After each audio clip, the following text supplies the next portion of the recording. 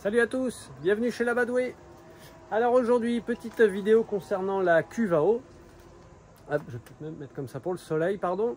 Comme d'hab, vidéo tournée dans les conditions du direct, un peu à l'impro. Donc là, comme vous pouvez le voir derrière moi, on a installé la cuve à eau. Il y a une semaine, 10 jours. Donc tout est passé ric-rac. Donc voilà, on l'a fait venir avec un tractopelle. Là derrière, j'ai refait une genre de palissade. On a mis en place toute la gouttière. Ça a été un gros chantier. Parce que donc ici, là, toutes les gouttières, c'était de la récup. Alors j'ai dû racheter quelques fixations, quelques trucs pour jointer là, deux morceaux ensemble. Mais voilà, ça marche super bien. Donc ouais, on a galéré parce que l'entrée de la cuve est donc ici et elle est quasiment au plus loin. Et comme ici, vous le savez, rien n'est mis dans le béton. Tous les poteaux là des abris c'est enfoncé directement dans le sol. Il y a quand même un genre de sabot, un genre de puits en métal où du coup le bois vient dessus et pris avec une grosse vis comme ça. Voilà. Mais comme du coup rien n'est droit, ça a été un petit peu compliqué à mettre en place. Comme souvent, tu te dis ouais, il y en a pour un quart d'heure et puis ça va le faire. Rien du tout, on a mis plusieurs heures. Heureusement, j'avais des stagiaires. En ce moment, j'ai 3 stagiaires adultes. Donc, c'est plutôt cool. Et donc, ça donne pas mal de coups de main. Donc, il a pas mal plu. Et on va regarder ce qui est rentré dans la cuve à eau. Je viens de me faire... Ça, c'était le témoin un petit peu de remplissage de la cuve. Parce qu'avant, pour ceux qui suivent les vidéos, hein, c'était une cuve à vin. Et donc cette cuve n'était pas à plat comme ça, elle était en haut comme ça, quoi. Et ce bouchon que je vous ai montré là au tout début, servait à totalement vider la cuve, quoi. Donc il faut vraiment l'imaginer comme ça. Et donc lui, il était là pour que quand la cuve soit comme ça, dedans on puisse voir le volume de vin qu'il y avait à l'intérieur. Alors du coup, comme rien ne se perd, rien ne se crée, tout se transforme. J'ai pris, là c'est 150 cm, donc 1,50 m de côté, comme ça et comme ça. Après elle fait 3 mètres. Donc elle fait à peu près 7 mètres cubes, enfin je crois 6,75. Donc j'ai divisé 150 par 6. Voilà, comme ça pour me donner à peu près un ordre d'idée. Donc un bout de scotch tous les 25 cm, ça me donne 1 mètre cube d'eau. Donc on va regarder ensemble. Alors bon, clairement, on n'a pas pu tout mettre à niveau correctement pour que ça coule. Voilà, il y a toujours un petit peu de résidus d'eau dedans. Mais c'est pas grave, quand il y a des bonnes pluies, ça y va.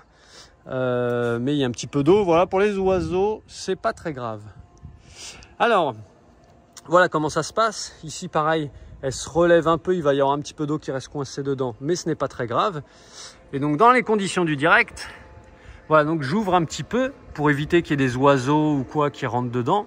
Dans le futur, au-dessus, là, je mettrai une moustiquaire pour être tranquille. Et donc, voilà, je vais vous montrer comment ça se passe. Donc, soit j'ouvre avec ça, voilà, un petit peu, et je peux, si vraiment il y avait un gros orage énorme, ouvrir beaucoup. Je peux aussi faire ça. Et là, on peut voir qu'il y a de l'eau, elle s'est bien remplie, visiblement. Alors, combien est-ce qu'on va avoir? Voilà, là on voit qu'elle a touché le fond et on l'entend. Et ce que je peux voir, c'est qu'elle est juste en dessous d'un bout de scotch. Donc l'eau, elle était arrivée jusque là. Donc il y a presque 3 mètres cubes. C'est l'estimation que je fais là à l'œil. Ouais. Vous n'allez pas y voir grand chose. Ah, on me voit mon reflet, bonjour, bonjour. Voilà. Bon, rien de plus à voir. Si ce n'est que ça a bien fait son boulot. Elle a bien fait son boulot, donc ça c'est super, je suis vraiment content. On va pouvoir après avec le groupe électrogène et puis une petite pompe électrique. Et bien après faire du transfert d'eau, par exemple dans les cuves qui sont derrière moi, mais il y en a aussi encore plus loin. Et après amener ça justement chez les femelles et être un petit peu plus autonome, éviter de devoir donc prendre la bétaillère, monter une cuve vide dedans, la sangler, aller au village, prendre de l'eau au village, revenir ici et faire descendre ça. Enfin, quand avant je mettais ça donc de la cuve qu'il y avait dans la bétaillère aux cuves qu'il y avait donc ici, je faisais ça par gravité. Et quasiment pour 1 mètre cube, c'était presque 1 heure de travail, quoi. Et donc comme je vous disais avant, je ne pouvais connecter là, à la gouttière qu'une cuve à eau en même temps. Et du coup, bah, c'était galère parce que quand il y avait un gros orage, la cuve elle dégueulait. Donc bah, elle était pleine, ça c'était bien. Mais je ne pouvais pas en récupérer beaucoup. Là, en un orage, j'ai pris quasiment 3 mètres cubes. Donc voilà, ça c'est vraiment chouette. Allez, je referme.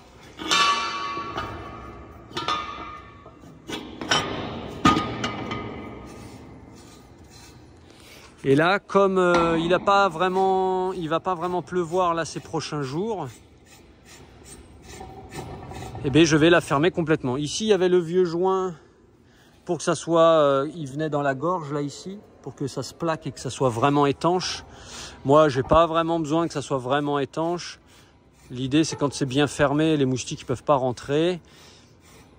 Mais dans un monde idéal, voilà, comme je disais tout à l'heure, ça serait cool de réussir à mettre une moustiquaire au-dessus, ou enfin de faire quelque chose pour que je puisse laisser globalement ouvert, qu'il n'y ait pas d'insectes, qu'il n'y ait pas de grenouilles ou d'oiseaux, de je sais pas quoi qui vont aller mourir dedans, ou salir l'eau, enfin polluer l'eau. Et voilà, pouvoir laisser ça ouvert, que ça soit vraiment efficace, que les jours où je ne suis pas là, que ça puisse se remplir tout seul. Donc ici on voit il y avait un petit robinet, je pense que ça servait à faire des prélèvements pour goûter un peu le vin. Et ici là ce petit trou, et on voit ici une fixation, il y en a une autre là-bas, enfin il y en a 2 autres là-bas. Ça c'était donc le niveau là que je vous ai montré qui était fixé là-dessus, quoi. Et ça c'est deux grosses vannes, ça servait à mettre vider ou mettre le vin via une pompe. Donc il y avait un embout qui se vissait dessus, puis on ouvrait et on chargeait tout ça en vin. Bon voilà, je suis hyper content, c'est hyper efficace. Ici, je me suis dit que je pouvais peut-être faire un trop plein le jour où c'est trop plein, de pouvoir vider ça peut-être au moins dans une cuve à eau ou peut-être plusieurs. Mais je me dis aussi que là, ça va couler à peu près ici. Et de là à là, je perds quasiment 1 mètre cube. Donc ça, va falloir que j'y réfléchisse aussi de comment faire pour gérer si vraiment il y a plusieurs jours d'orage, de pouvoir gérer l'eau, la récupérer au maximum, quoi. Donc voilà pour ça. Je suis hyper content. Là, quasiment 3 mètres cubes de fait. Voilà, ça a été quand même pas mal d'efforts pour mettre tout ça en place. Mais je suis content, voilà, il y a des choses qui avancent là sur la ferme et c'est trop bien, voilà. Sinon, quoi dire de plus? Je vous ferai une vidéo certainement bientôt à propos des poulettes. On a eu pas mal de poussins, enfin voilà, tout le monde va bien. Les poussins qui étaient à la maison, ils sont ici à la ferme. En ce moment, j'ai la Tika, là, une femelle qui a un souci à l'œil, là, l'œil gauche, là, tout fermé, qui pleure. Donc je lui mets 2 fois par jour là, de la crème dans l'œil. Voilà, j'espère que ça va aller. Avec la vétérinaire, on a fait les vaccins contre la fièvre catarrhale, la FCO. Et comme vous le savez, donc l'autre fois Oli est décédée, on a dû l'euthanasier parce qu'elle avait donc un fœtus mort en elle et elle n'a pas pu voilà, avorter de manière naturelle. Donc quand la vétérinaire est venue, on a fait une échographie de toutes les femelles pour savoir si certaines étaient pleines ou certaines si elles avaient pris de l'avance comme Oli, parce qu'Oli elle était très en avance comparée aux standards normaux des lamas.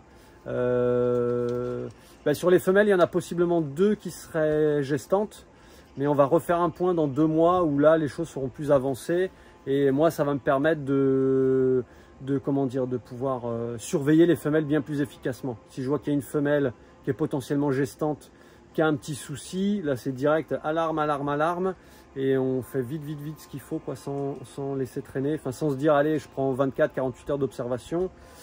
Voilà ce que j'ai fait l'autre fois et ce qui n'a pas été bon, quoi. Donc voilà pour les petites nouvelles. Allez, je vous fais des bisous, Voilà, et affaire à suivre très bientôt pour d'autres vidéos. Allez, ciao ciao. Tchongo, ouais.